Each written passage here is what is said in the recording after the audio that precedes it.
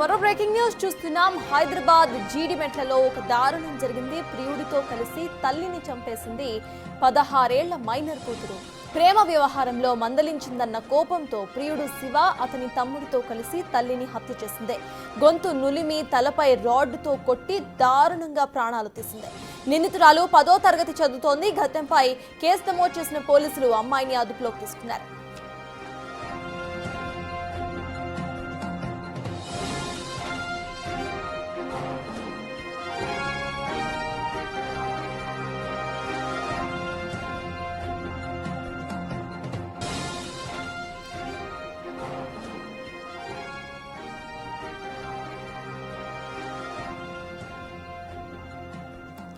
Tenth class చదువుతున్న ఒక అమ్మాయి తన ప్రియుడి కోసం తల్లిని గొంతు నులిమి మరీ చంపేసిన ఘటన జీడిమెట్లలో చోటు చేసుకుంది. దీనికి సంబంధించిన పూర్తి అప్డేట్స్ మా ప్రతినిధి సుజాత అందిస్తారు.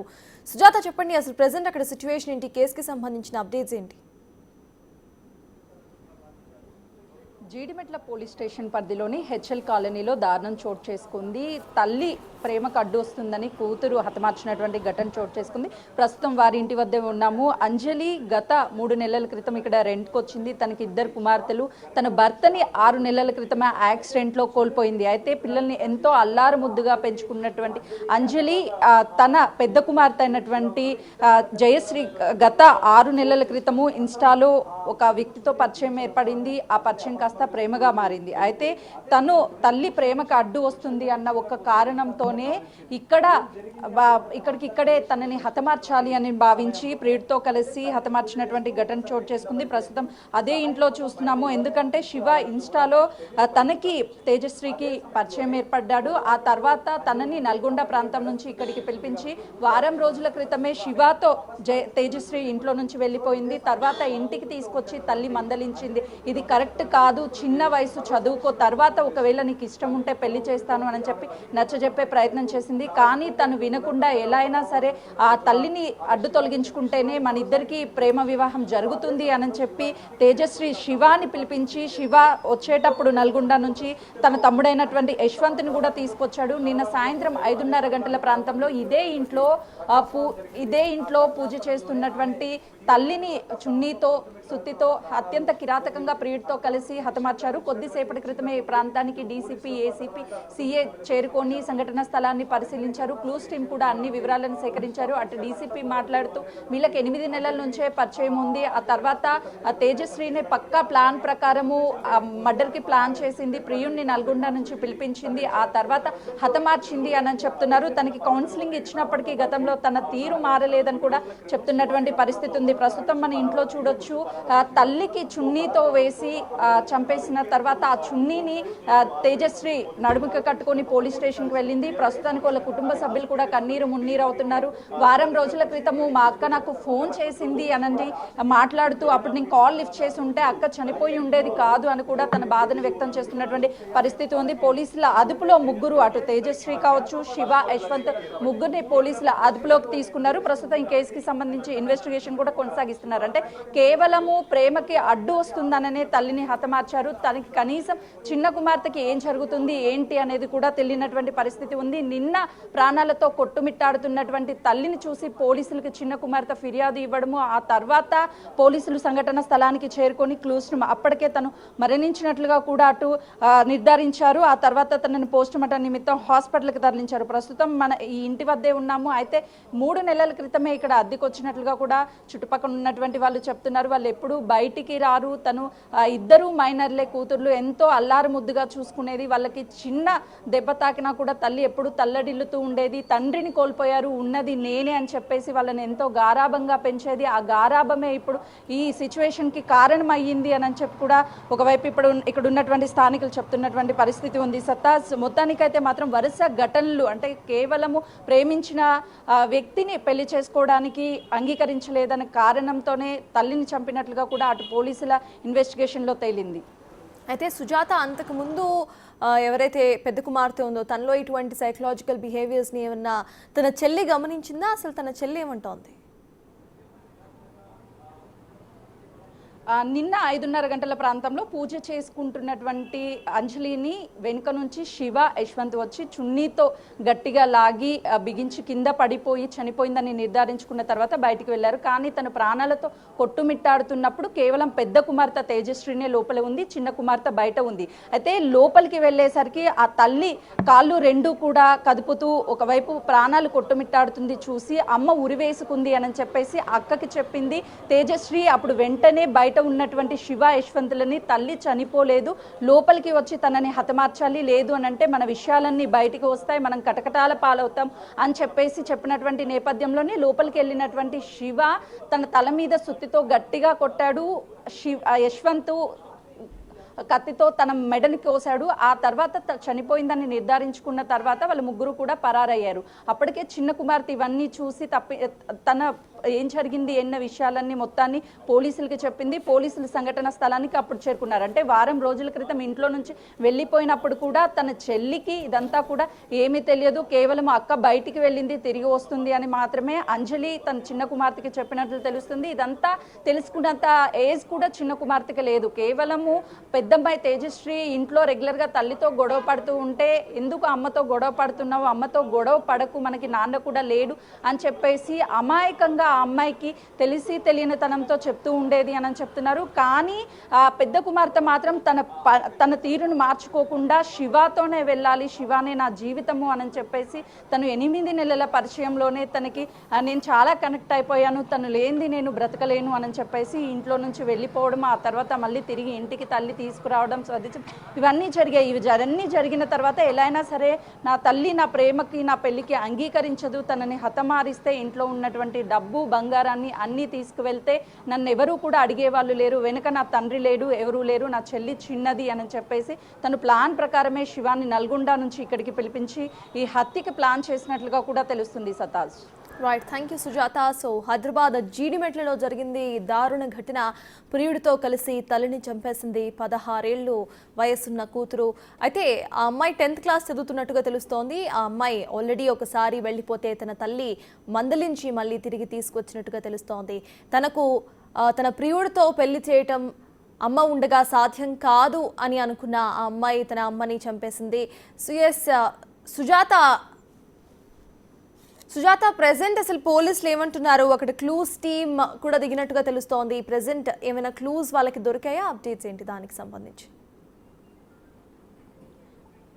సతాజ్, నిన్న తల్లిని హతమార్చిన తర్వాత శివతో తన చాటింగ్ కావచ్చు, లేదు అని అంటే తను మాట్లాడినటువంటి సంభాషణ అదంతా కూడా ఒక ఫోన్ నుంచి మాట్లాడింది, తన దగ్గర ఉన్నటువంటి ఫోన్ నుంచి. అవి బయటపడే అవకాశం ఉంటుంది అని భావించినటువంటి తేజశ్రీ హతమార్చిన వెంటనే కూడా ఇంట్లో ఒక అటక మీద తన ఫోన్ని పడేసింది. అది ఎవరికి కనిపించుకుంటే ఖచ్చితంగా కూడా ఈ మర్డర్కి సంబంధించి ఎలాంటి క్లూస్ బయటికి రావు అని భావించినటువంటి తేజశ్రీ ఆ ఫోన్ని దాచేసే ప్రయత్నం చేసింది. కానీ పోలీసుల ఇన్వెస్టిగేషన్ తర్వాత ఆ ఫోన్ కి సంబంధించి వివరాలన్నిటినీ కూడా చెప్పింది. లోపల అటక మీద ఫోన్ ని పడేశాను అని చెప్పిన తర్వాత ఆ ఫోన్ తీసుకున్నటువంటి క్లూస్ టీమ్, అదేవిధంగా సంఘటన స్థలానికి అప్పుడున్న పోలీసులు ఆ క్లూజ్ అన్నిటిని కూడా సేకరించారు. ఆ ఫోన్ లో వాళ్ళ సంభాషణ, వాళ్ళ చాటింగ్, ఇన్స్టాలో తన తల్లిని చంపేయాలి, ఈ రోజు అయితే కుదురుతుంది, ఇంటికి రా, 5 గంటల నుంచి 6 గంటల ప్రాంతాల్లో ఎవరు చుట్టుపక్కల ఉండరు, మా ఇంట్లో అమ్మ మాత్రమే ఉండేలా చూసుకుంటాము అని చెప్పేసి ఆ చాటింగ్, ఫోన్ కాల్ సంభాషణ అంతా కూడా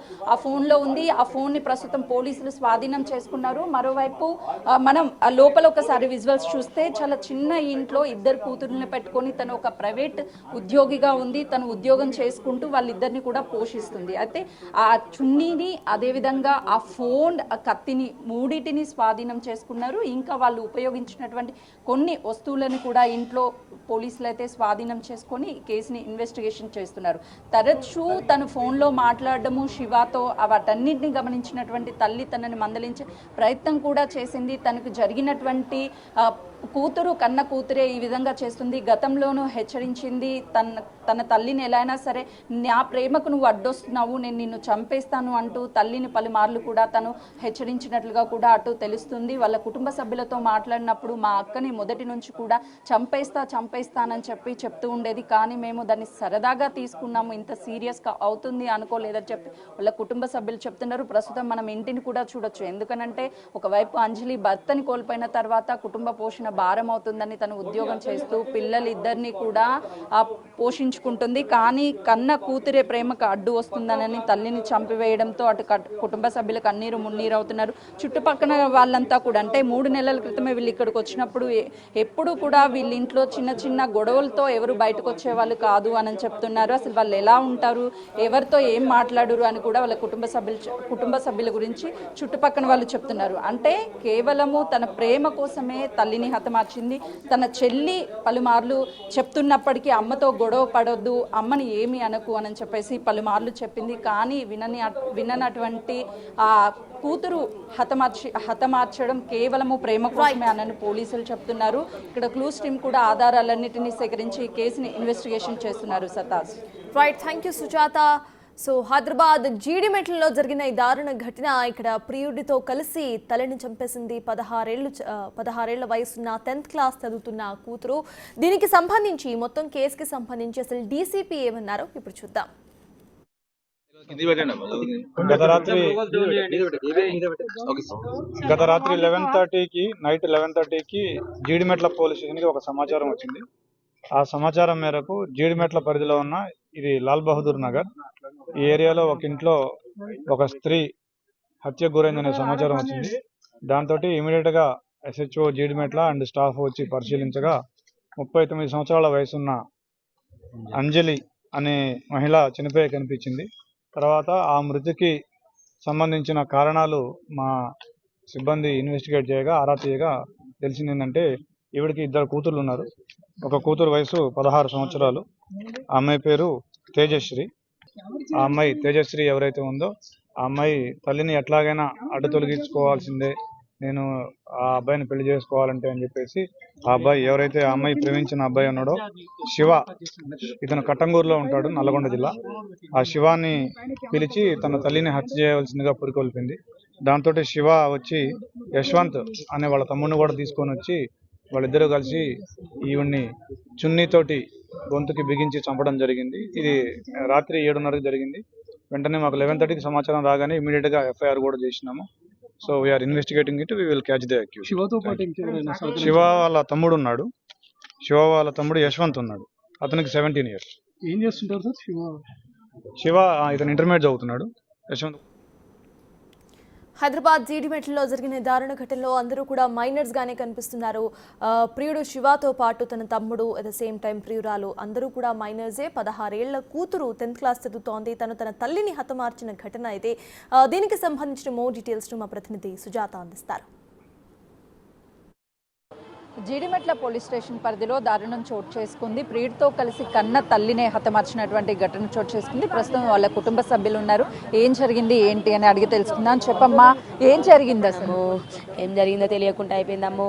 నాకు 10:30 కాల్ వచ్చింది. ఏందమ్మా అంటే, అమ్మ కింద పడ్డది పెద్దమ్మ, నువ్వు రా అని ఈ పాపే ఫోన్ చేసింది పెద్దమ్మాయి. నాకెందుకు ఫోన్ చేస్తానవే అంటే, అమ్మ కింద పడ్డది నువ్వు రావా, మీ అక్క కాదా అన్నది. మా చెల్లెనే కానీ నేను ఇప్పుడు డ్యూటీలు ఉన్నా కదా అమ్మ అంటే, నువ్వు రా అమ్మ అని పిలిచింది. పిలిచి సరే వస్తానా బిడ్డ అని వచ్చిన. నాకు వచ్చేదాకా మా చెల్లె చచ్చిపోయింది తెలియదమ్మా. నేను వచ్చాక పోలీసులు ఇద్దరం ఒకసారి ఎంటర్ అయినాం. ఇద్దరం లోపలికి పోతే పోలీసులు నన్ను లోపల రానియలేదు. వాళ్ళ బాడీని చూసి ఎమ్మటే స్పాట్ డెడ్ అన్నారు. నా చెల్లెకు మెడకు చున్నేసి చంపిల్లమ్మా. మెడకు చున్నేసి చంపితే మా చెల్లె పెరుగులాటలో తప్పించుకొని బతికింది. నా చెల్లె చావలేదు. కొనుపిరితో కొట్టుకుంటా అంటే అమ్మ పెద్ద బిడ్డ చంపిస్తుంటే చిన్న బిడ్డ చూసి అమ్మ ఏమో కింద పడిపోయింది ఏందక్క అంటే, పూజ చేసుకుంటే కింద పడ్డదని చెప్పిందంట. అవునా అమ్మ కింద పడ్డదా అని చెప్పి ఈ పిల్ల ఏడుస్తుందంట. అమ్మ ఫ్రెండ్ నన్న నా ఫ్రెండ్ నన్న పోయి తీసుకురావా అని దూరం పంపిందంట. ఈ పిల్ల ఫ్రెండ్స్ తీసుకొద్దామని పోయేలోపు మా అమ్మ చచ్చిపోలేదు, మా అమ్మ ఇంకా బతికే ఉన్నది, నువ్వు మళ్ళా రాశివా యశ్వంత్ అన్నదంట. వెనుక తిరిగి వచ్చి రాళ్ళు కొట్టే సుత్తే ఇంత సుత్తెతోని పుర్రంతా వాగుల కొట్టిళ్ళు, నా చెల్లె ముక్కంతా వాగుల కొట్టిళ్ళు, నా చెల్లెను వివచ్చంగా కొట్టి పడేసి కింద పడేసి పోయిళ్ళు. మళ్ళీ మీదికి వెళ్ళి ఏం గుర్తు లేకుండానే చున్ని నడుము కట్టుకొని వెళ్ళిపోయి మేడం. ఇప్పుడు తీసుకొస్తే మనం నడుముకు మా చెల్లెను ఉరిపెట్టిన చున్ని ఉంది. ఇది ఎంతవరకు ధర్మం, ఇది ఎంతవరకు న్యాయం, ఇది ఎంతవరకు ఉంది? అలాంటి బిడ్డ ఉందా? ఇలాంటి పిల్లలు ఉన్నారా? నా చెల్లెకు భర్త చనిపోయి సంవత్సరం అయింది, కళాశారలో జాబ్ చేస్తుంది, వచ్చింది దాంతో బ్రతుకుతుంది. ఈ బిడ్డలే కన్నందుకు అయ్యే పాపము అమ్మా. నా చెల్లెకే ఇంత ఎములు ఉన్నారు అనుకోలేదమ్మా. నా చెల్లెకి అన్యాయం జరిగింది. నా తల్లి చెప్పిందమ్మా మీ చెల్లి? ఎప్పుడు చెప్పలేదమ్మా. నా చెల్లె చేసింది చేస్తే ఫోన్ కానీ నేను ఎత్తలేదు. నాకు 2 days కింద సండే 10:30కి 10కి ఫోన్ చేసింది కానీ నేను ఫోన్ ఎత్తలేదు. నాతో మాట్లాడదని నేను ఫోన్ ఎత్తలేదు. లేకపోతే నాతో మాట్లాడితే నేను ఎత్తి మాట్లాడితే చెల్లెకి సమాధానం చెప్పేదాన్ని. అది కాదు చెల్లె ఇదని చిన్న బిడ్డతో అన్నదంట, పెద్దమ్మ దగ్గరికి వెళ్ళి చెప్దాం మనం ఇవన్నీ అంటే పోదామమ్మ అన్నదంట. నా చెల్లె ఇవాళ రేపు వచ్చు కావచ్చు నా దగ్గరికి, కానీ ఇంతలోపు జరగాల్సింది అంతా జరిగిపోయింది. అమ్మ ఎవరు లేరని చెప్పిందంట, ఎవరు లేరని చెప్పింది. వెనక ముందు ఎవరు లేరు, శివ జశ్వంత్ ఇద్దరు రండి, మా అమ్మని చంపిన ఎవరు లేరు అన్నదంట. అమ్మకు పెద్దమ్మలు ఉన్నారు, చిన్నమ్మలు ఉన్నారు అని చెప్పలేదంట. వాడికి ఎవరు లేరనే చెప్పిందంట. మా చెల్లెకి న్యాయం చేయాలి, మా చెల్లెకి న్యాయం చేయాలి. ఇది ఎంతవరకు అమ్మో, నా చెల్లె నన్ను ఎన్నిసార్లు తమ్మింది, మాకు న్యాయం కావాలి.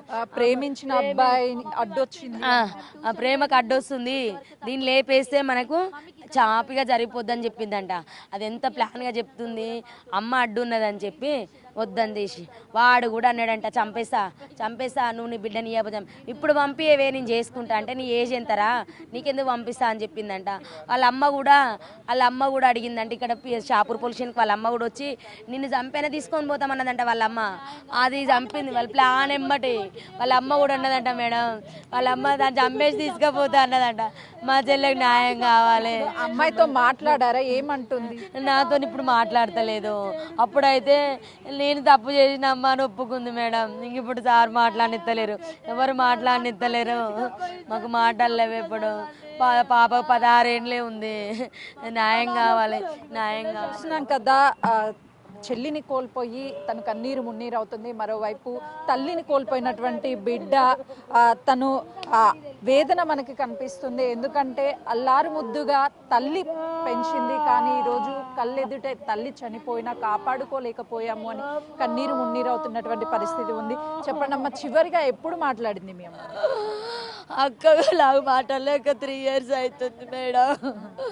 సాటర్డే రోజు పెద్దక్కకు ఫోన్ చేసిందంట చిన్నక్క, అమ్మ ఇట్లా పోయిందని చెప్పడానికి ఫోన్ చేస్తే అక్క ఎత్తలేదంట. మా మామయ్య చనిపోయి నేను మా ఇంట్లో ఉన్నా, నాకేం మ్యాటర్ తెలియదు. అక్క వాళ్ళ పెద్దక్క వాళ్ళ పిల్లలు ఫోన్ చేసి అంజలి పిన్ని పడిపోయిందంట, పిన్ని రావా హాస్పిటల్ పోదామంటే నేను బయటికి రాకూడదుగా నాన్న తాతయ్య చనిపోయిందంటే అంజలి పిన్ని చచ్చిపోయింది అంటారు కానీ నేను నమ్మలేదు మేడం. వాడు ఇన్స్టాగ్రామ్లో పరిచయం అంట మేడం, 8 months నుంచి పరిచయం, 8 months నుంచి ప్లాన్ చేసుకుర్రంట. సారి చెప్తున్నారు. వాడు 16 years ఒకడు, 17 years, 15 years ఒకడు. ఇంత చిన్నలు, అంత ఏజ్ కూడా లేదు మేడం వాళ్ళకు, 18 ఏళ్ళు కూడా లేవు మేడం వాళ్ళకి.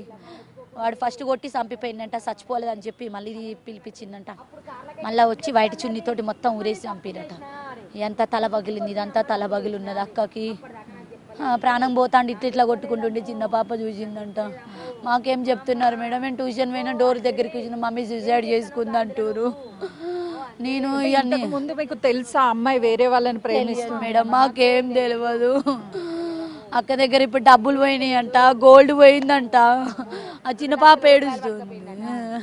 ఈ ఇద్దరు పిల్లలు తెలుసా మీకు? ఆల్రెడీ ఇప్పుడు లోపల ఉన్నటువంటి వాళ్ళు చంపినటువంటి తెలియదు మేడం, మా అక్కకు కూడా తెలియదు మేడం. వాళ్ళు ఇక్కడ ఎవరో కూడా తెలియదు మాకు, మా రిలేటివ్ కాదు, వాళ్ళు ఎవరో కూడా తెలియదు మాకు. ఇన్స్టాలో దానికి ఒక్కదానికే పరిచయం అంట, అది చిన్న పాప చెప్పింది మాకు. సార్ చెప్పిండు మాకు, వాడు ఎవడో కూడా తెలియదు. ఇప్పుడు ఎంతమంది కలిసి చంపారని? ఇద్దరు అన్నదమ్ములు ఒకే తల్లి కడుపులో పుట్టినలు. ఈ అమ్మాయి బయట ఉన్నదంట, అటు ఇటు తిరుగుడు చూస్తుందంట, ఆపోజిట్ ఉన్న కెమెరాలో పడింది. వీడు మాత్రం వీళ్ళిద్దరు అన్నదమ్ములు పోయి కొట్టి చంపేసి వచ్చిర్రు. అమ్మ వాళ్ళు ఎంత లేరమ్మో. ఇప్పుడు వాళ్ళిద్దరిని పోలీసులు అదుపులో తీసుకున్నారమ్మా. ఇప్పుడే మాట్లాడారా ఆ అమ్మాయితో? ఏమన్నా మాట్లాడుతుందా మీతో? మాతోటి మాట్లాడితే నాకేం తెలియదు అన్నది మేడం ఫస్ట్. తర్వాత సార్ వాళ్ళు తీసుకుంటే మా మమ్మీ నేనే చంపించినని చెప్పిందంటమ్మా. మేము వినలేదు, మమ్మల్ని దగ్గర పోనిస్తలేదు. మాకు సార్ వాళ్ళు అందరు చెప్తేనే మాకు ఈ మ్యాటర్ తెలుసు, మాకు తెలియదమ్మా. అంటే ఎందుకు చంపింది ఏంటి? వాళ్ళ ప్రేమకు అడ్డం వస్తురని. ఈరోజు 1 వారం రోజులు వాడితో వెళ్ళిపోయినావు కదా, మరి నీకేమైనా ప్రెగ్నెంట్కి ఇట్లా అని చెప్పి ఇలా DNA టెస్ట్లు కావాలి సార్ అని చెప్పి నిన్న ధర్నా చేసి మీడియా వాళ్ళని పిలుస్తాను రచ్చ చేసిందంట. నేను చచ్చిపోతానంటే నేను చంపుతానన్నదంట అక్క. నువ్వు నా మాట వినకపోతే నేను చంపుతా బిడ్డ అంటే, నువ్వేంది నన్ను చంపే, నేను చంపుతా చూడ అని చెప్పి వాడికి మెసేజ్ పెట్టిందంట. ఇన్స్టాలో మెసేజ్ పెట్టిందంట.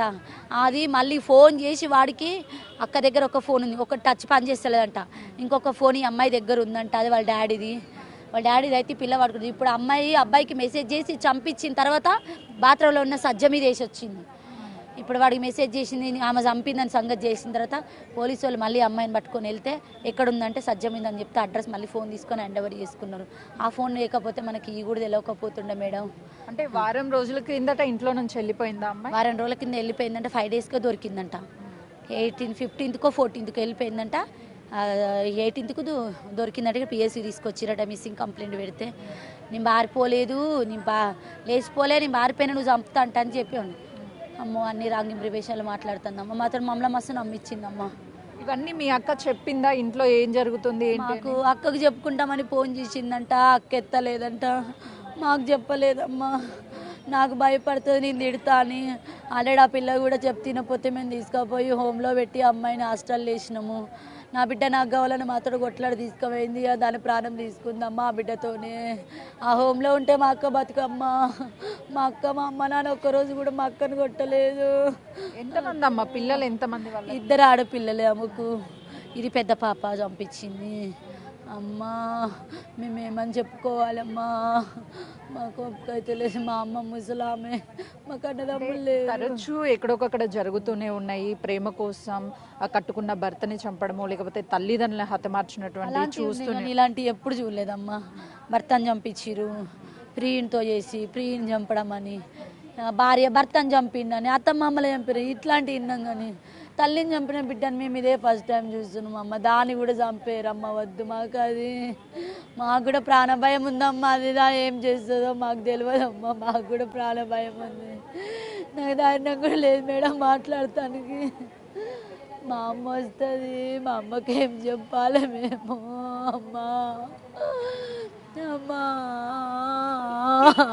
అక్కని కోల్పోయారు. కన్న కూతురే తల్లిని ప్రేమకు అడ్డొస్తుందని హతమార్చినటువంటి ఘటనతో కుటుంబ సభ్యులంతా కూడా కన్నీరు మున్నీరు అవుతున్నారు.